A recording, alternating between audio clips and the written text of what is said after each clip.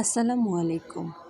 তুলিকাস ওয়ার্ল্ডে আপনাদের সবাইকে স্বাগতম। আজকে আমি বানাবো আলুর চিপস। প্রথমে আমি আলুগুলোকে এভাবে নিয়ে সুন্দর করে ছিলে নেব আলুগুলোকে। দেখুন আমি সবগুলো আলু ছিলে নিয়েছি। এখানে প্রায় আমি নিয়েছি 5 কেজির মতো আলু। আলুগুলোকে ছিলে আমি পানির মধ্যে ভিজিয়ে রেখেছি যাতে কালো না হয়ে যায়। এখন আমি নিব একটা গ্রেটারের সাহায্যে আমি আলুগুলোকে পাতলা পাতলা স্লাইস করে গ্রেট করে নিব। দেখুন আমি একটা বোলের মধ্যে পানি নিয়েছি, তার ভিতরে গ্রেটারটা রেখে আমি এখন আলুগুলোকে স্লাইস করব। যথাসম্ভব পাতলা করার চেষ্টা করব। ব্লেডে একটু চাপ দিয়ে বসিয়ে নেব যাতে আলুগুলো পাতলা পাতলা স্লাইস হয়।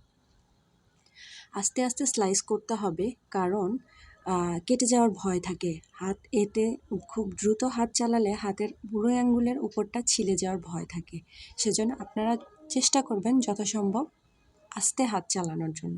এভাবে আস্তে আস্তে আমি আলুগুলোকে স্লাইস করে নিব এবং ঠান্ডা পানির মধ্যে রেখে দিব যাতে আলুগুলো কোনোভাবেই কালো যেন না হয়, এটা খেয়াল রাখতে হবে। দেখুন আমি এইভাবে স্লাইস করে নিয়েছি। কতটা পাতলা হয়েছে সেটা দেখেই বোঝা যাচ্ছে, একদম স্বচ্ছ হয়ে আছে পানির মধ্যে। এভাবে আমি আস্তে আস্তে স্লাইস করে নিব সবগুলো আলু। এবার আমি দেখুন সবগুলো আলু স্লাইস করে ধুয়ে একটা ডালার মধ্যে রেখে দিয়েছি পানিগুলো ঝরানোর জন্য। পানিগুলো ঝরে গেলে আমি ভাপে বসিয়ে দেব, ভাপ দিয়ে নিব শুধু।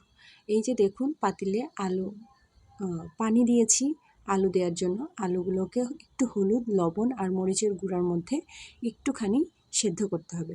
বেশিক্ষণ সেদ্ধ করা যাবে না, জাস্ট 2 থেকে 3 মিনিট। খুব বেশি সেদ্ধ করা যাবে না, খুব কমও সেদ্ধ করা যাবে না। দেখুন এরকম জাস্ট, ভাঙবে না। দেখে মনে হবে সেদ্ধ হয়েছে কিন্তু আবার সেদ্ধ হয়নি, এরকম অবস্থায়। গরম গরম ভাপ বের হয়ে গেলে আমি এগুলোকে ছাদে শুকাতে নিয়ে যাব। বৈশাখ মাসের প্রচণ্ড তাপদাহ চলছে, এর মধ্যে আমি এই চিপসগুলোকে ছাদে নিয়ে গিয়েছিলাম শুকাতে দেওয়ার জন্য। দেখুন কতটা সুন্দর মতো শুকিয়েছে। এক রোদেই আমার আলুর চিপসগুলো একদম রেডি হয়ে গেছে।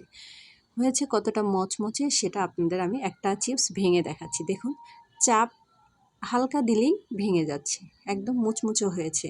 ঝনঝন আওয়াজ উঠে গিয়েছিল আলুগুলোর। এই দেখুন হালকা চাপেই সবগুলো ভেঙে যাচ্ছে। ব্যাস আমার আলুর চিপস তৈরি, শুধু এখন ভেজে খাবার পালা।